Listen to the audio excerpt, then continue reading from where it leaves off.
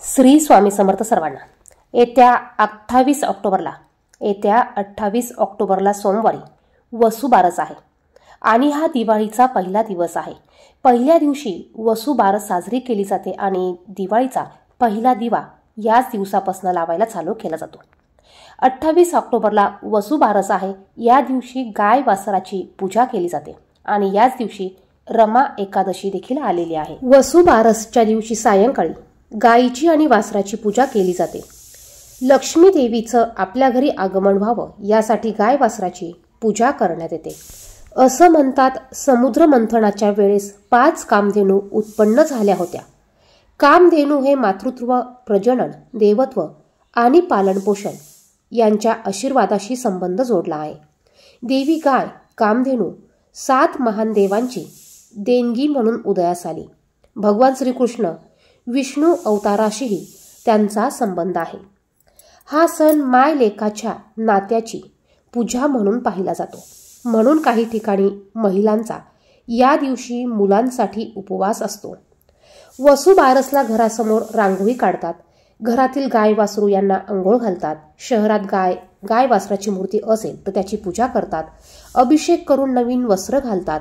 या दिवशी हिंदू परंपरेनुसार गहू मूग खाल्ले जात नाही।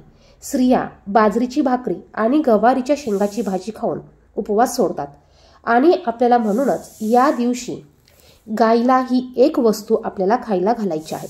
यामुळे आपली इच्छापूर्ती होणार आहेच, त्याचप्रमाणे आपली कितीही कठीण इच्छा असेल ती देखील पूर्ण होणार आहे। वसुबारसच्या दिवशी जर का तुमच्या घरापाशी कोणाची गाय असेल किंवा गायीचा गोठा असेल, गोशाळा असेल तर तिथे जाऊन तुम्ही गाय वासराची पूजा करू शकतात। त्याचप्रमाणे तुमच्या देवघरात जर का गाय वासराची मूर्ती असेल तर त्याची देखील तुम्ही पूजा करू शकतात। आता ज्यांच्या घरी गाय वासरू आहे ते त्यांची घरी असलेल्या गाय वासराची पूजा करतात। जर का तुमच्या देवघरामध्ये गाय वासराची मूर्ती नसेल तर या दिवशी तुम्ही गाय वासराची मूर्ती खरेदी करून आणू शकतात आणि त्याची पूजा तुम्ही तुमच्या घरी करू शकतात।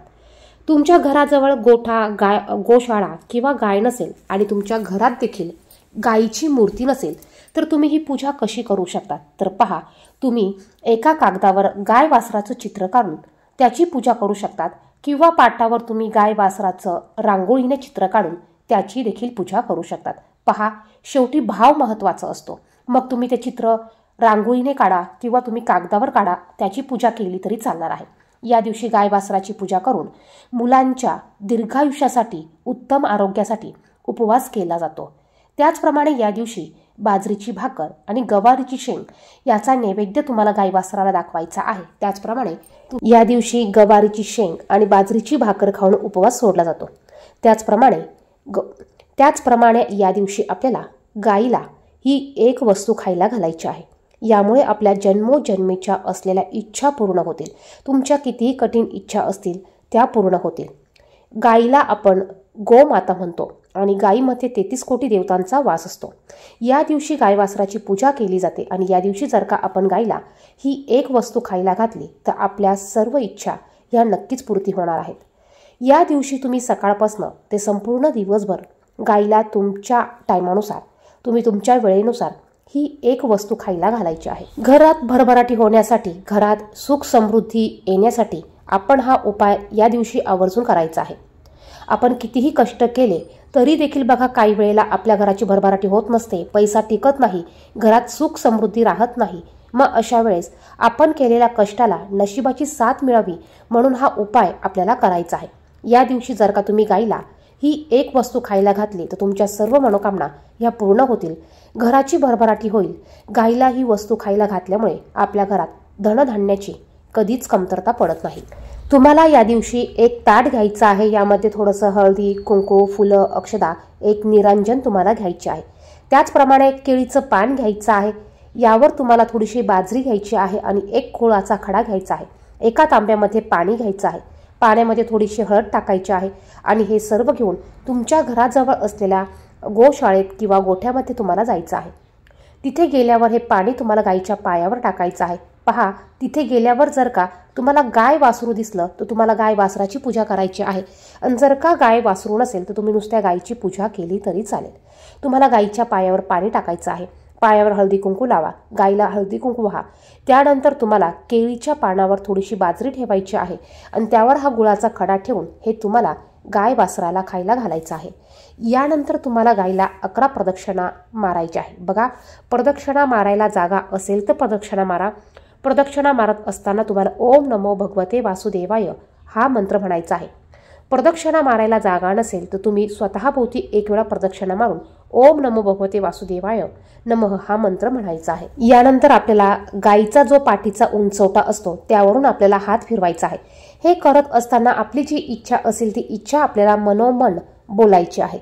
त्यानंतर तुम्हाला जर का गाईच्या पायाखाली माती असेल तर थोडीशी माती घेऊन यायची आहे. ही माती एका कागदाच्या पुडीत बांधून तुम्हाला तुमच्या घरामध्ये ठेवायची आहे, तुमच्या वास्तूमध्ये ठेवायची आहे. यामुळे तुमच्या घरात जर का वास्तुदोष असतील तर वास्तुदोष कमी होतील. घरात होणारे क्लेश, वाद, भांडणं हे देखील कमी होण्यास मदत होईल. तर या दिवशी आवर्जून आपल्याला गाय वासराला ही एक वस्तू खायला घालायची आहे. यामुळे आपल्या घराची भरभराटी होईल, घरात सुख समृद्धी नांदेल, आपल्या सर्व मनोकामना या पूर्ण होतील. आपल्याला या दिवशी गूळ आणि बाजरी बरोबर गायला हिरवा चारा देखील खायला घालायचा आहे. यामुळे देखील आपल्या सर्व इच्छा पूर्ण होतात, आपल्या अडचणी ह्या कमी होतात, आपल्या सर्व मनोकामना पूर्ण होण्यास मदत होत असते. त्याचप्रमाणे या दिवशी जर का तुम्हाला तुमच्या घराजवळ गाय नसेल, गोठा नसेल तर मग अशा वेळेस तुम्ही तुमच्या घरात असलेल्या गाय वासराच्या मूर्तीसमोर तुम्ही बाजरी आणि गूळ याचा नैवेद्य ठेवायचा आहे आणि दुसऱ्या दिवशी हा नैवेद्य तुम्ही पक्ष्यांना खायला घालू शकतात किंवा यातील गूळ हा तुम्ही एखाद्या झाडाखाली ठेवू शकतात.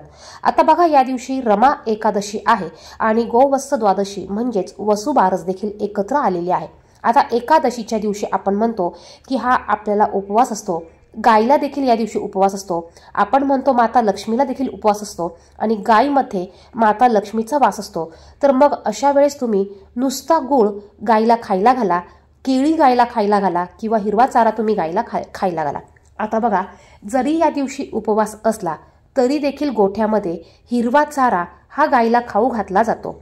त्याचप्रमाणे इतर पदार्थ गायीला खायला घातले जातात. आता तुम्हाला जर का वाटत असेल तुम्ही नुसता गूळ देखील या दिवशी गायीला खायला घालू शकतात. बघा, आपण केलेल्या सेवेचं पुण्य हे आपल्याला तेवढंच मिळणार आहे. त्यामुळे आपल्या मनात फक्त भाव महत्त्वाचा आहे. मग तुम्ही बाजरी गूळ खायला घातला तरी चालेल किंवा तुम्ही पुरणाची पोळी केली असेल तर ती खायला घातली तरी चालेल किंवा मग तुम्ही नुसता गूळ खायला घातला तरी चालणार आहे. व्हिडिओमध्ये सांगितलेली माहिती आवडली, महत्त्वपूर्ण वाटली तर व्हिडिओला लाईक करा, इतरांना देखील व्हिडिओ शेअर करा आणि असेच माहितीचे व्हिडिओ बघण्यासाठी चॅनेलला सबस्क्राईब करा. धन्यवाद. श्री स्वामी समर्थ.